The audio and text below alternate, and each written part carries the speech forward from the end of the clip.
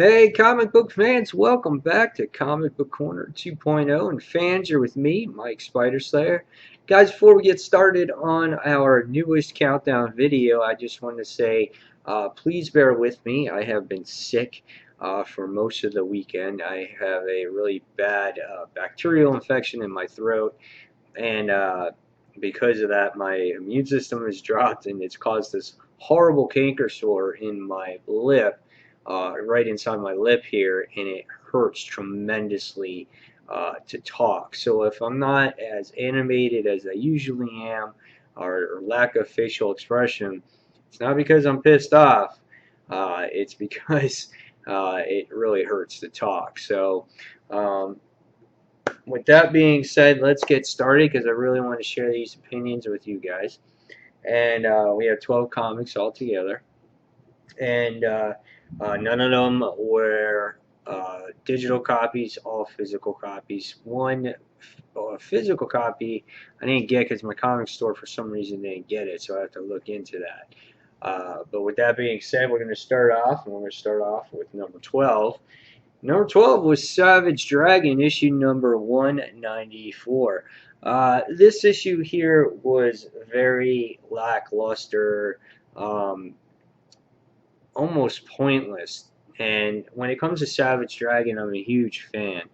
Uh, However, Dragon has been replaced by his son, which I have nothing wrong with that because he has the same powers, he looks the same, he's even doing his superheroes act in Chicago, and unfortunately, in this issue, he flashes back to his mom originally, and the artwork by Eric Larson, I'm always a fan of it. It's very interesting, very creative. I love these two-page spreads.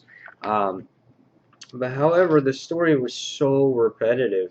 After he got through with him flashing back to his mom, while he's fighting this particular crazy weird villain that talks to himself, um, we see that Malcolm Dragon hangs out in his apartment, and he brings his friend comes over and brings some girls, and the whole issue, all it did was this guy saying, "Hey Malcolm, why don't you hit up with this girl? Why don't you hook up with this girl?" There's no real reason why I wouldn't hit this ass, and I'm sitting there going, "Really? I've never seen this from this book before," and I just found it so repetitive. And Dragon saying, "No, no, I don't want to do this. Go away."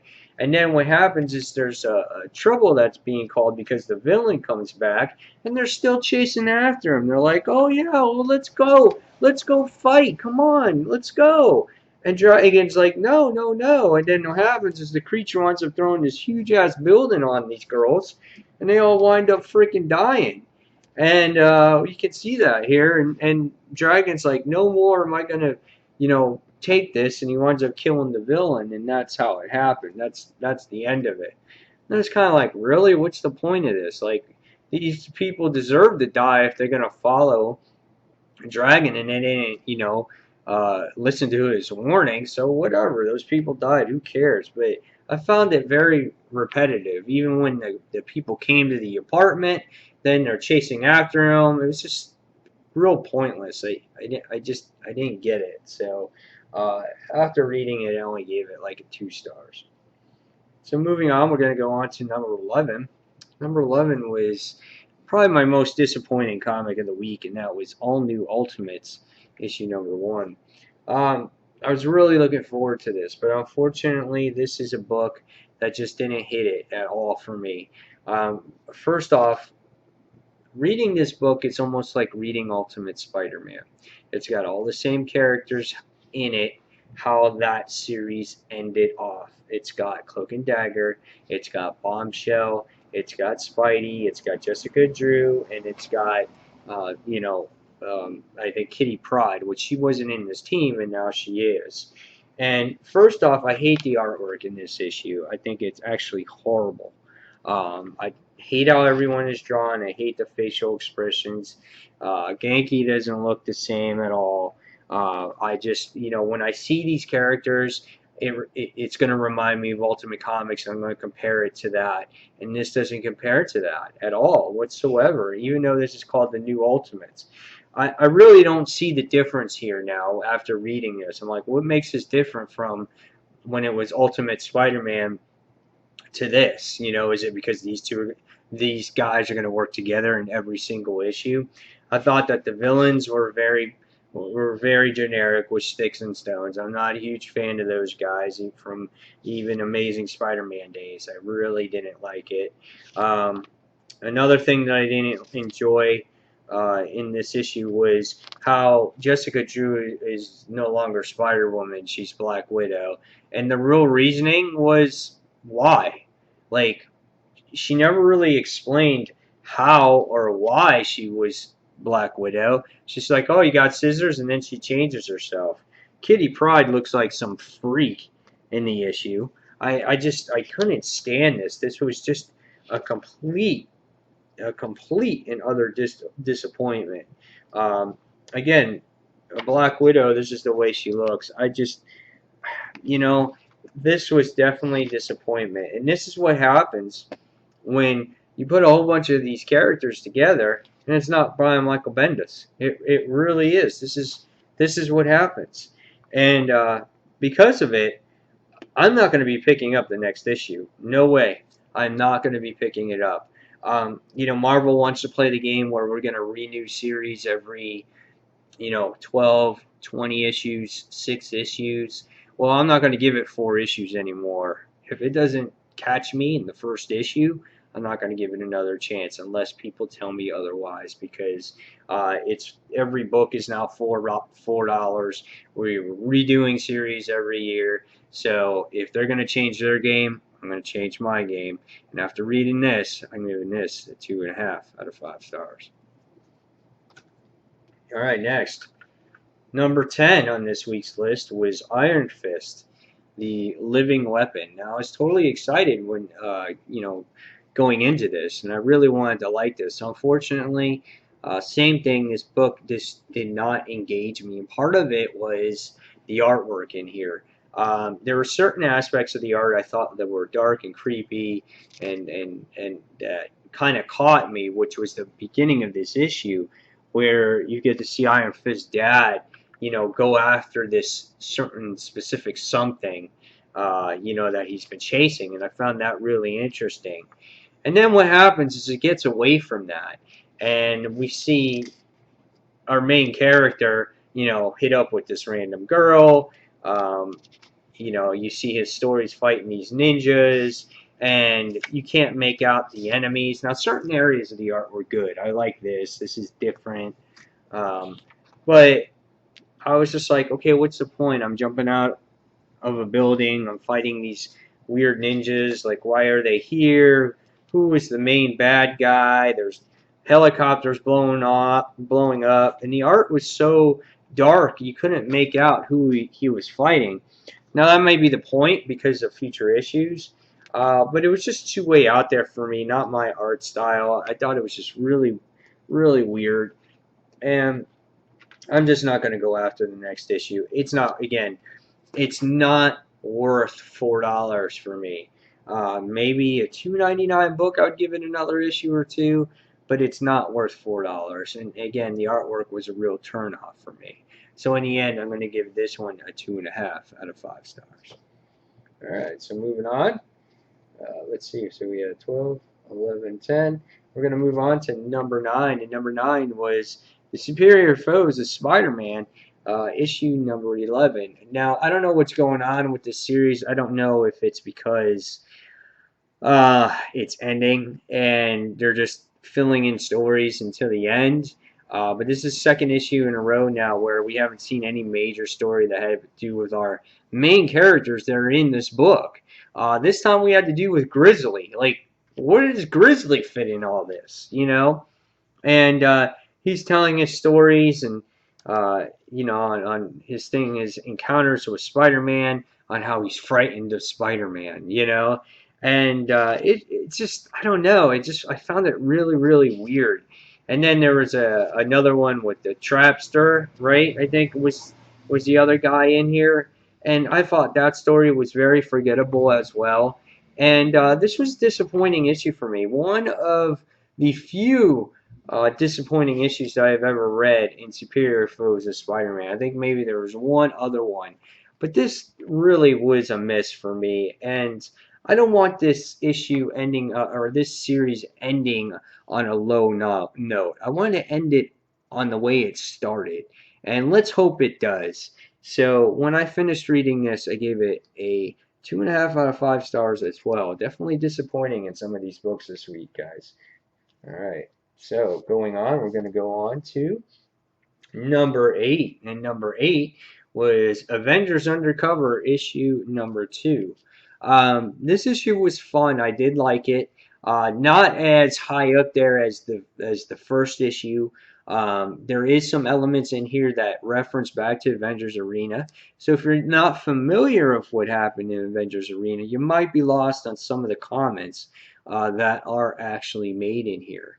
Our heroes wind up going after Bloodstone in the particular issue, and they wind up going into the evil empire, and it's the four of them, and they go into this huge mega city where all the evil bad guys are, and they're going. It's like finding a needle in a haystack trying to find Bloodstone, and after after taking out a few of the bad guys, they find Bloodstone right away, and he vouches for them. They're like, "Hey, everybody!" He's like, "It's the it's the rest of the guys from Murder World," and everyone's like, "Woo!" And they all lift their glass for them and everything else. Artwork's a little funny in here, with Bloodstone or whatever. Um, but after them talking and discussing things, they all get lost in this club and everything. And each specific character that's in this issue has someone that they hook up with. Like Acherism hookups with somebody. Like he winds up dancing with Hazmat, so they get lost and they forget about the mission on trying to get Bloodstone out of there. You wind up seeing that Deathlock it hooks up with people. Chase winds up hooking up with these two chicks, and everyone winds up getting lost. Nico winds up even hooking up with people, and so the only person that winds up, to her senses is Cammy, and she winds up dragging them all out. And she's like, "Come on now, we gotta stay focused and get on plan." And just when you think like Bloodstone's like wants to be evil or whatnot, yes, he's still after Arcade. And you get to that end of this issue, and it's all to get to this particular point of where they're at right now. So um, they're all together, and now they're going to see if they can end Arcade. So interesting issue. I did enjoy it. It wasn't as good as the previous issue. So I'm gonna give it 3.5 out of 5 stars. I thought it was average, but just above average. But I do suggest you guys, if you haven't read number 1, go ahead and read number 1, and then check this one out. All right. So moving on, we're gonna go on to. I think we're on number 7, right? 1, 2, 3, 4, 5, 6, 7. Yep, we're on number 7, and go figure, it's Superman Wonder Woman issue number 7. Uh, I like this issue. I thought it was a nice issue. It was great to see Superman, Wonder Woman. They kind of spending some time with each other where there's no bad stuff happening. It doesn't happen too often, but it was cool to see them hook up and spend time with each other. Unfortunately, Tony S. Daniel doesn't do the artwork in this particular issue, but the artist here does a great job in filling in. Maybe not as detailed as is normally liked, but I do like the facial expressions that he provides here, especially for Diana. It's a very memorable scene when she looks at Clark when he's like practically dead. It was cool to see them help each other out in this time of need. When they're both on the brink of death. And then what was also cool was to see the whole little doomed prelude where you get to see a little bit of Doomsday. You see him break through this huge great white. You see these scientists are trying to capture him. Uh, Doomsday basically goes through this submarine and just takes it out. And by the time you get to the end of the issue, after Superman or Wonder Woman are just having fun clubbing, partying at the club, you get Doomsday that rises through the actual ocean. So yeah, this was fun. I liked it. After reading through it, I'm going to give it I think it was a 4 stars I did because I did a full review on this. All right, so here we go. We're going to go on to number 6. And number 6 was Manifest Destiny, issue number 6. Last issue, this particular story arc, we have Lewis and Clark. They are trying to find the end, or the root cause, I should say, and this is literally like a root to all this. These plant-like, zombie, crazy-ass looking creatures. And, they get chased by possessed bears, possessed rabbits, and deer. It's funny because one of the soldiers in this particular issue winds up getting infected. This is great artwork, though. This book has some awesome artwork, and I really enjoy looking at it as I read it. Yeah, this guy right here, he gets injected by this skunk.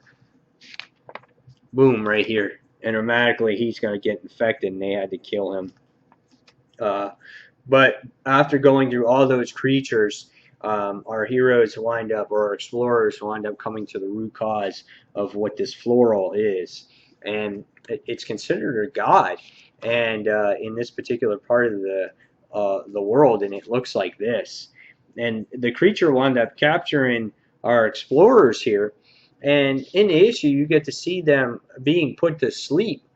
And one is dreaming of death and chaos, and the other's dreaming of sex, which I thought was crazy. And this was, this is what was going on while they were, about to die. Then you get the Indian creature, or the Indian woman that comes and winds up defeating the creature, breaking it open, slicing it in half, and then the root cause of all the floral in the area winds up actually dying. So our heroes wound up prevailing, which was nice to see, and the rest of the cast and crew wind up having to, get ready to ship off. They kind of like bathe themselves, make sure they're clean, and yeah, they set sail to go somewhere else that's unexplored before.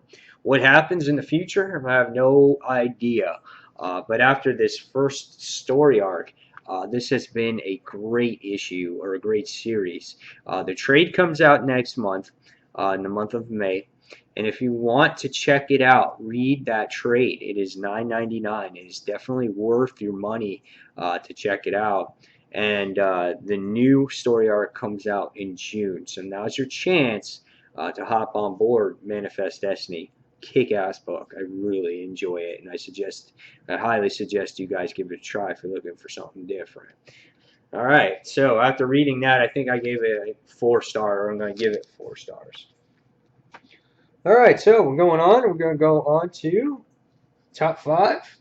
Number 5, and that is all new X-Men, issue number 25.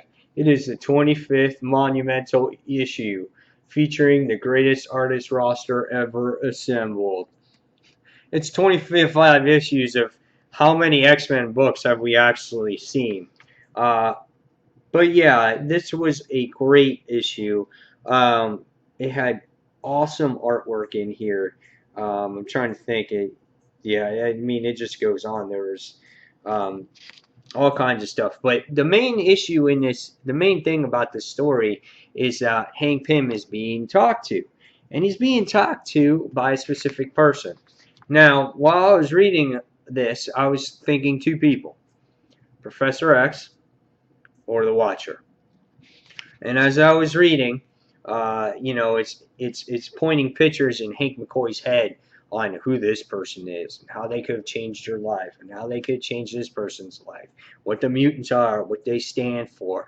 And as this story is being told, you get different artists that do different 1-page spreads, 2-page spreads, little mini stories in the book, and you get pages like this, Jean Grey from Battle of the Atom, Jean Grey from the past.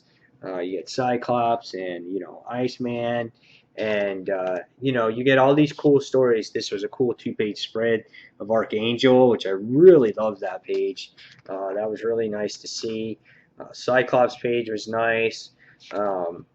My favorite artist, cover artist, is always J. Scott Campbell. So I was flipping through here. I saw this page here, and I was like, oh yeah, that's cool, because I didn't look at the artist. And then there were some cool stories in here that were just like funny comics, which I really enjoyed. The whole thing with Kitty Pryde and Cyclops. That was a two-page story that was hilarious. One-page story with Wolverine and Jean Grey. There was some great stuff. This is probably my favorite page in the whole book. This right here, this giant size X-Men, where it has all the different X-Men in different costumes and all that stuff. It's really neat to see that.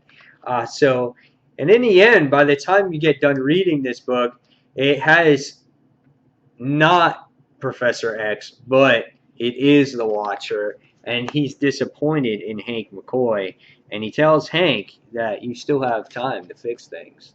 So obviously it leads into sin, and again to this.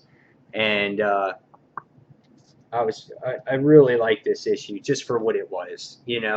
$5. Was it worth $5? Yeah, why not? I mean, certain issues are worth that type of money, even though there wasn't a whole ton of story here. This is still a great book to look at, and you can appreciate the artwork, and sometimes that's worth the money in itself. So after reading that, I gave this 4 out of 5 stars.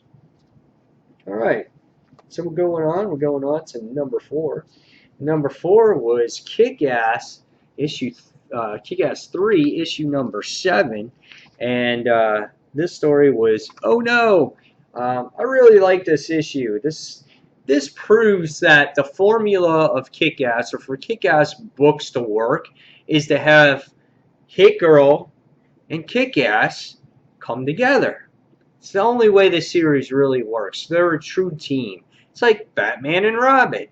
Okay? It's like for years, people could not read Robin book or Batman book by itself without Robin, right? Come on, it's just they mesh well together. They make the book so good. This book was great because it last left off with Mindy, where she was just about to be killed, and you think they're going to take them to the Don's house and that they're going to murder her or stick a pick through her head, and in the end, Red Mist winds up turning the tables and turns into a good guy. Winds up saving Mindy, and which was good, But in the process, he winds up driving off a road, gets shot too, winds up dying. So in the end, he dies as a true hero instead of a villain. But then, as the issue goes along, we wind up seeing Mindy and Kick-Ass get reunited again in the particular issue, and he winds up saving Mindy because she was still all doped up from before when she was in jail. And you get to see these two go to the old hideout where her and Big Daddy used to be, and used to get all their gear, and they slid down the poles like Batman and Robin, and which I thought was really awesome. And they have some great dialogue moments on saying, hey, we might not see each other again if this is how it happens, really mean a lot to me. And they kind of give like a little hug, which was really awesome. And you get to see the headquarters of Hit Girl and Big Daddy, and they got this cool Bigfoot truck and this cool speedboat, and you get to see him take off, and she winks at him. So there's some great character moments in this particular issue that I really enjoyed a lot. And then you see him just about to get into the Bigfoot, and it's called Fuck Crime. I really love that so much. It was so fun to actually see that. This was a great book. This was by far the best issue in this story arc so far, and I have a feeling that the last issue is going to be great, and it'll wound up and it will finish up the series on top, like the way it should be. So again, after reading this one, I'm giving this one 4 out of 5 as well. All right, so we're moving on to top three. Top three, number 3, and number 3 was The Walking Dead issue number 125. That's right, guys. This was a fun issue. Just for the fact being is that in the last issue you got to see Rick. He gets shot in the back by Dwight's bow and arrow or crossbow, and supposedly it's tainted with zombie guts. But after reading the issue and Rick discussing with all his teammates, he finds out that Dwight's still working with the with the group, because he didn't taint his arrow on purpose. He didn't shoot him to kill him. He just did it to go along with Negan's game. So Rick winds up coming together with this plan, and he tells his group, hey, stay here, stay here. I'm going to go out there and talk to Negan. So at the end of this issue, there's great 6 or 7 pages with Negan just talking with each other, and Negan exchanging verbal words with Rick, just verbal blows. And Rick is just like, we can work together. We can do this. Why do we have to work to each other? And then Rick eventually starts, sounding convincing. And he's actually starting to convince Negan. And Negan has this epiphany. And he's sitting there. He's like, damn. He's like, I've been a dirty dog this whole time. He's like, I don't know what the hell is going on. He's like, yeah, maybe we can work together. And you're sitting there going, shit, are these guys actually going to work together? For finally, after all this time, no one's going to die? Well, unfortunately, at the end of this issue, and again, this is a spoiler if you haven't seen this, Rick winds up slicing Negan's neck. Now, you don't know how bad the slice is. You don't know if it's infected with zombie guts or not. You don't know if he's just torturing him. You don't know anything, okay? This is just a speculation to make you think that he killed him here, okay? I had a couple people saying, oh, why'd you put that thumbnail in there? Because I did a review on there and things like that. And normally I don't put spoilers like that. But when I put a thumbnail on there, that thumbnail's not explaining the book. It's not giving away anything. Yes, Rick has attacked him. Yes, but it didn't tell the story.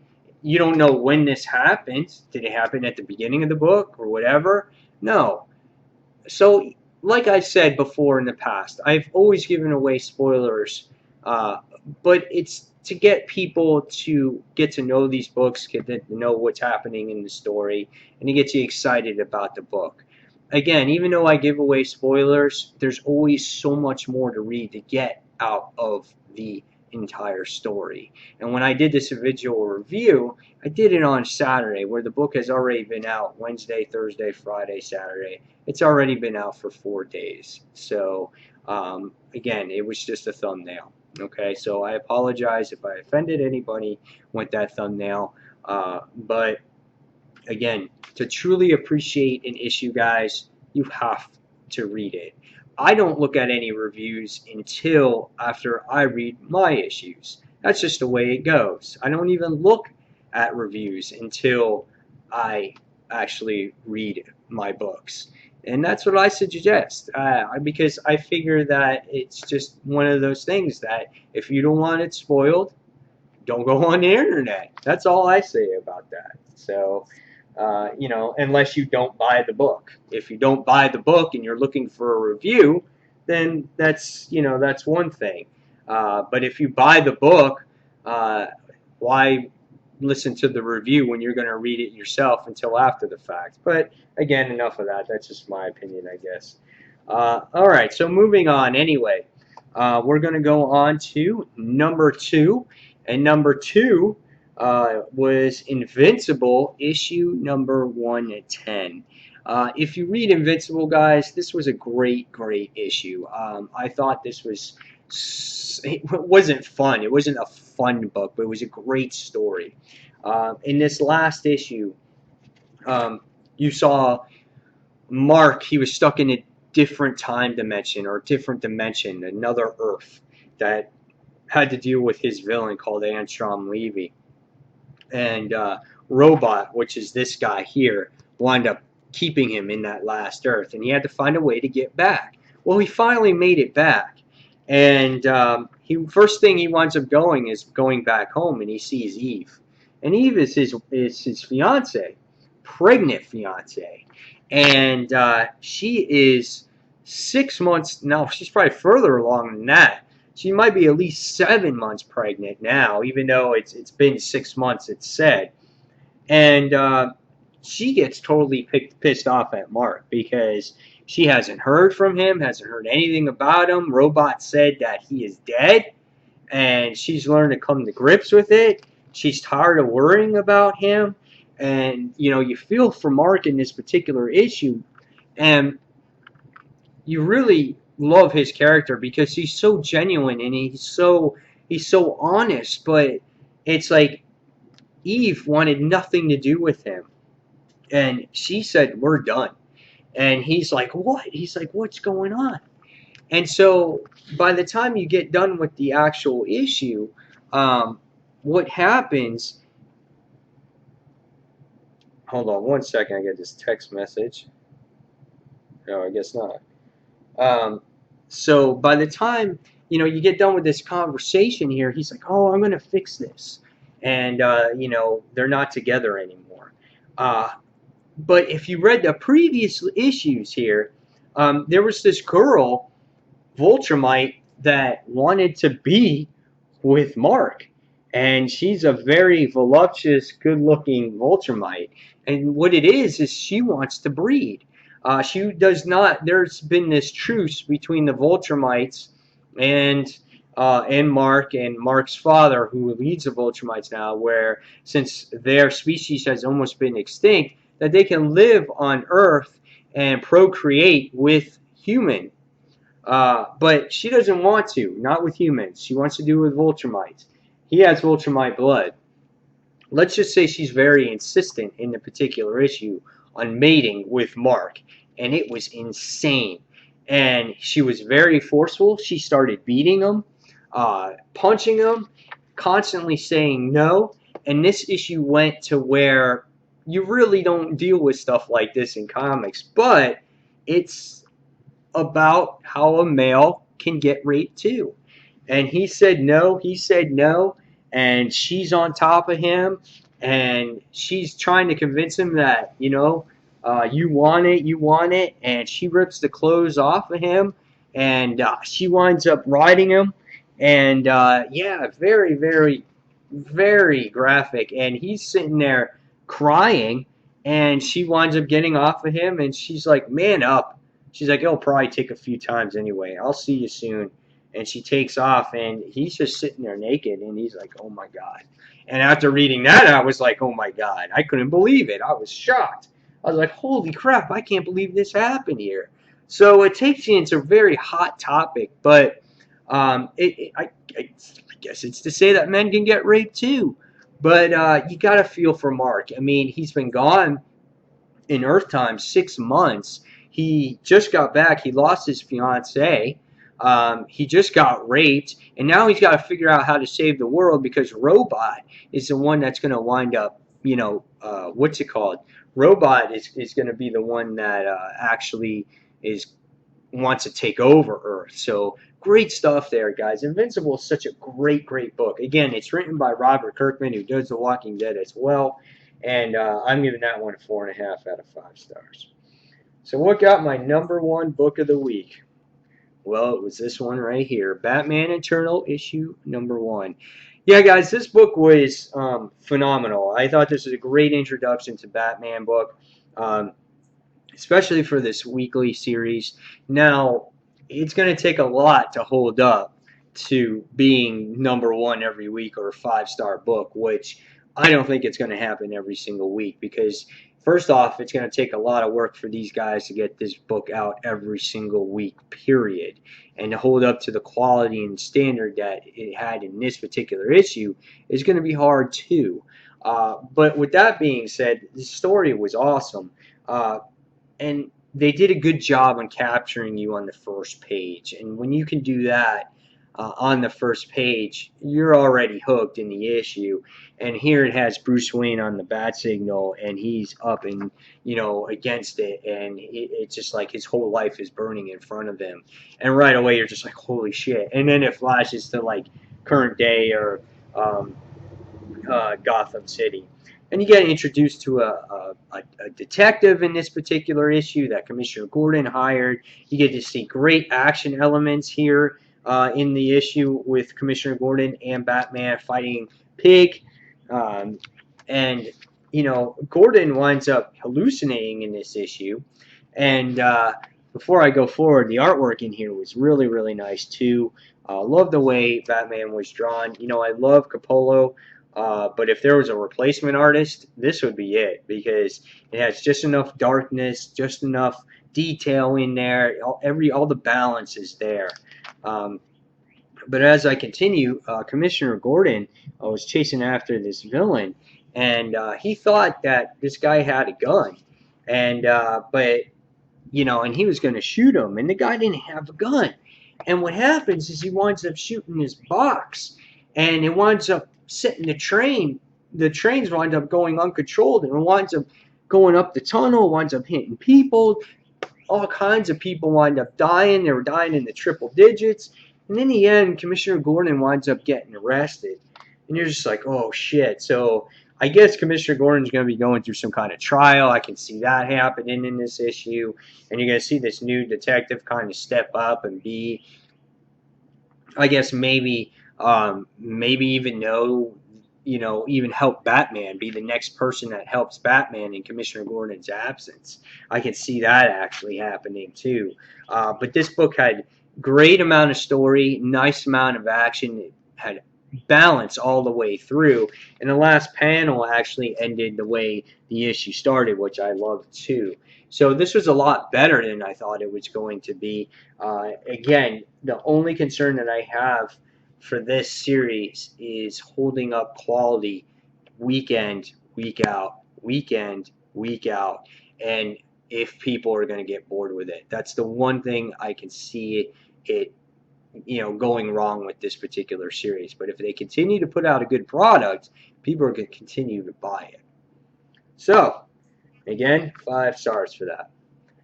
So there you have it, guys. There is my countdown for the week. Sorry about the little rant with the whole thumbnail thing. It was just a little frustrated with that.